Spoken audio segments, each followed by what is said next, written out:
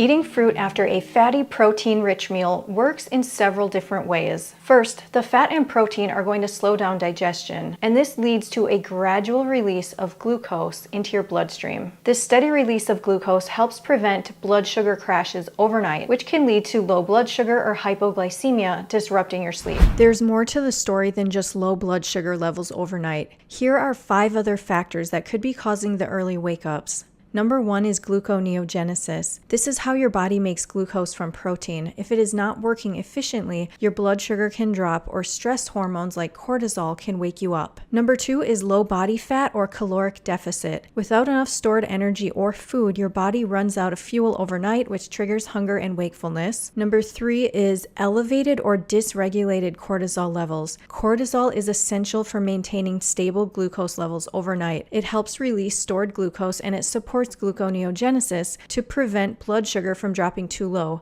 Number 4 is electrolyte imbalances. When sodium, potassium, or magnesium levels drop, your body can feel stressed even if your blood sugar is fine. Number 5, depleted glycogen stores. This is a natural process when you're in ketosis, but it can become a problem if you have insufficient ketones or if you're not consuming enough fats.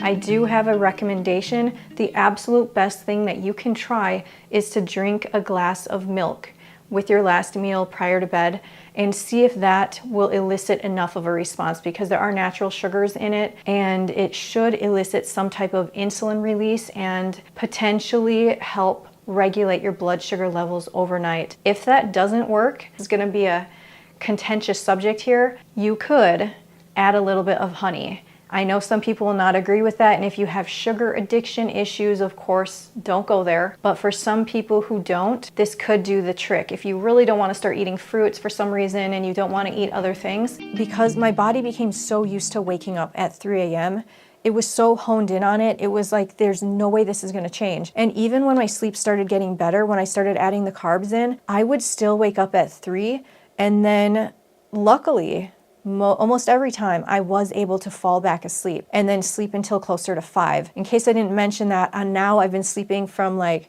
9 to 5, which is amazing. That's exactly how I want it to be. Within the last month and a half, I've been experimenting and testing things out, and I was still having the issue though of waking up at 3 because it was so deeply ingrained in my body's clock, my circadian rhythm. So I've done something that has fixed it, you guys, and it's really helping me a lot. I do feel like this is the secondary item that has completely changed the game for me. Now this item right here is something that I purchased for my son. It was recommended by a doctor, by a sleep doctor. This is a light therapy device, not like the one that you sit in front of. Some people do have a lot of success with those, light boxes, light therapy SAD boxes that help with like seasonal depression and stuff like that. I used to use one of those, and I just liked how I felt when I had this bright light and all these bright lights on in the mornings, especially because of where I live in the Midwest. We don't get a lot of sun, especially this time of year. It's basically gone. I don't expect to see the sun for a long time. I no longer use those other light devices. I just kind of moved away from them. And because I previously purchased this is a $200 purchase. It's a device called the Luminette. This is something that has numerous studies backing it.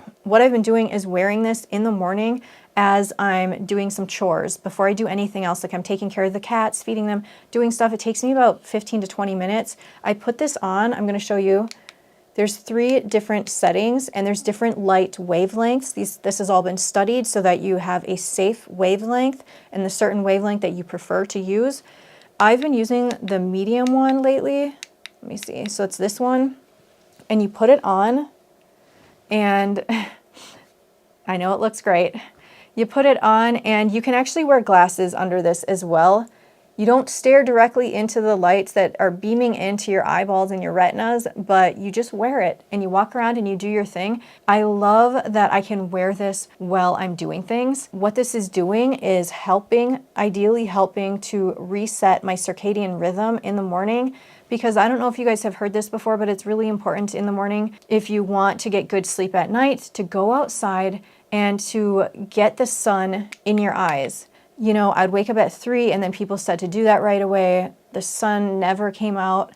So there were a lot of issues. I would put on a really bright light in the morning, but it never fixed my sleep issue. I have a photography light in my office where I'd be reading the Bible and doing stuff at like 3 a.m. At 5 a.m., I would put it on because I wanted 5 a.m. to be my morning wake up time for real. And I would blast this light, but still it never ever fixed my issue or helped me like regulate my sleep and circadian rhythm. It just didn't work. This has been very, very effective for me. This is some interesting technology. I'm so grateful for this. When it comes to this product, it was studied for its safety in the EU, I believe. I'll have to check on that and put some more information down below or up here. But it was studied for its safety because this is something that is beaming light into your retinas, into your eyes, and we want to be really careful not to be harming ourselves. So there are, I guess you could say there are some risks, although it is said to be extremely safe. If you have certain eye conditions, you may want to avoid using this.